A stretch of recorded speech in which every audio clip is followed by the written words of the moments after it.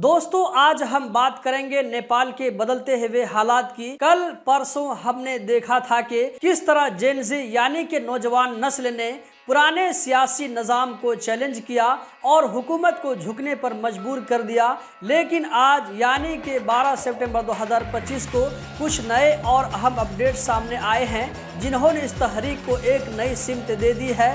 तो आइए जानते हैं ये सारी कहानी 10 नुकात यानी कि 10 पॉइंट में तफसील के साथ। पॉइंट नंबर 1, सोशल मीडिया पर पाबंदी। चंद दिन पहले नेपाल हुकूमत ने ऐलान किया कि नेपाल में 26 सोशल मीडिया प्लेटफार्म पर पाबंदी होगी क्योंकि वो रजिस्टर्ड नहीं है।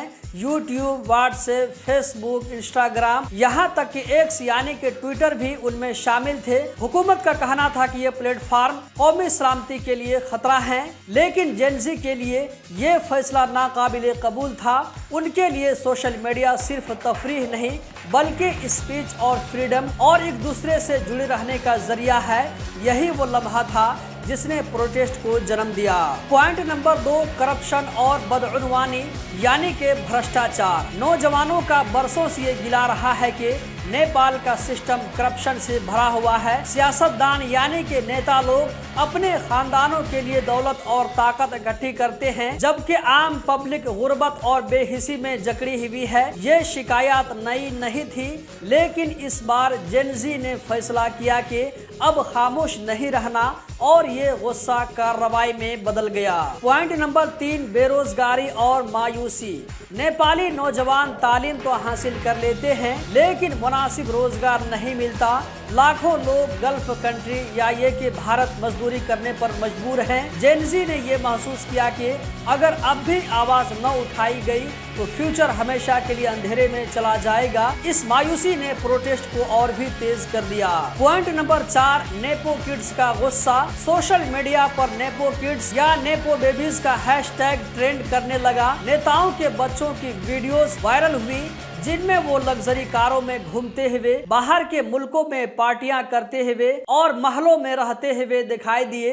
दूसरी तरफ आम नौजवान नौकरियों के लिए दर दर की ठोकरें खाते हैं। ये फर्क जेन ज़ी के लिए नाकाबिले बर्दाश्त बन गया। पॉइंट नंबर 5, नौजवान तंजीमों और सहाफियों की शमूलियत यानी युवा संगठनों और पत्रकारों की भागीदारी। कुछ संगठनों और पत्रकारों ने इस प्रोटेस्ट को और भी ताकतवर बना दिया। हामी नेपाल जैसे ग्रुप्स ने सोशल मीडिया पर मुहिम चलाई और नौजवानों को मुनज़्ज़म किया।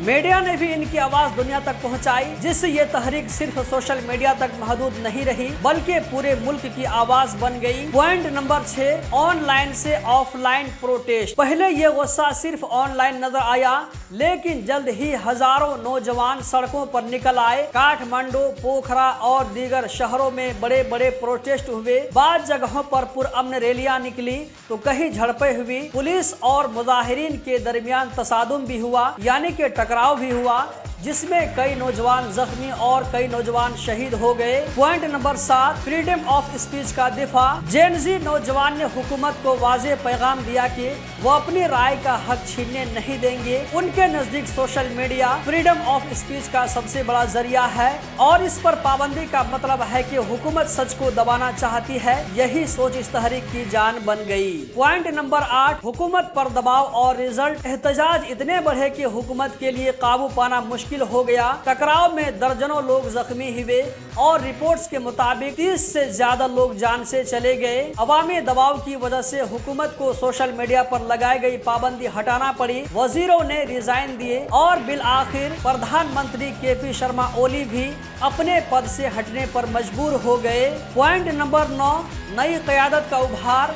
ये प्रोटेस्ट सिर्फ एक रद्द अमल नहीं रहा बल्कि एक नई सोच और क़यादत को भी जन्म दे रहा है। काठमांडू के मेयर बालेन शाह जो पहले एक रैपर के तौर पर जाने जाते थे, अब जेन ज़ी के हीरो बनकर सामने आए हैं। नौजवान चाहते हैं कि पुराने सियासतदानों के बजाय ऐसे लोग क़यादत करें जो कि ईमानदार और मुल्क और पब्लिक का भला चाहने वाला हो। पॉइंट नंबर 10, नई इक़दार और नई तारीख यानी कि नया इतिहास। जेन ज़ी ने क्लियर कर दिया है कि वो सिर्फ एहतजाज करने नहीं निकले बल्कि एक नई तारीख लिखने आए हैं। ये नस्ल इंसाफ, मुसावात, शफाफियत और इजहार सरकार राय की आजादी पर यकीन रखती है, उनके नजदीक पुराना सिस्टम मुकम्मल फेल हो चुका है और अब वक्त आ गया है कि एक नया नेपाल तामीर किया जाए। आज का नया मोड़। आज 12 सितंबर 2025 की सबसे बड़ी खबर यह है कि नेपाल में अबूरी वजीर आजम यानी अंतरिम प्रधानमंत्री के लिए